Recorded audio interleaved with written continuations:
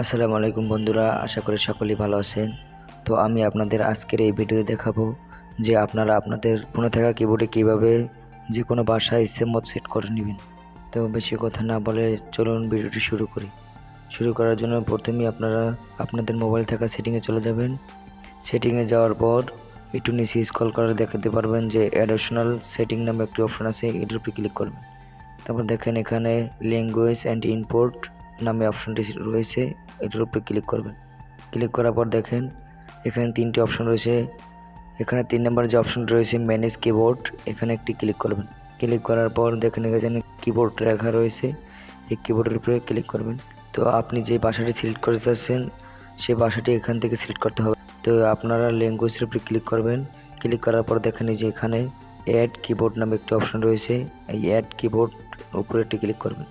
তারপর দেখতে পাবেন পৃথিবীর সকল ভাষাগুলো সবগুলো চলে আসবে। আপনার মন মতো যে ভাষাটি আপনি সিলেক্ট করতে চাচ্ছেন সেই ভাষাটি সিলেক্ট করতে পারবেন। তো আমি আপনাদের আজকে এই ভিডিওতে একটি চায়না ভাষা কিবোর্ডের সাথে অ্যাড করে দেখাচ্ছি। এই যে দেখেন নিচে চাইনিজ ভাষা রয়েছে, এটার উপরে ক্লিক করবেন। তারপর যে দেখেন ডানেতে ক্লিক করবেন।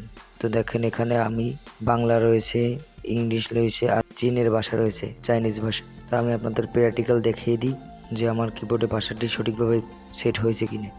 তো এখানে ক্লিক করবেন। এই যে দেখেন আরবি, এই যে দেখেন চাইনিজ ভাষা কিন্তু অ্যাড হয়ে গেছে। তো আপনারা এভাবে আপনাদের কিবোর্ডে যে কোনো ভাষা সেট করতে পারবেন খুব সহজেই।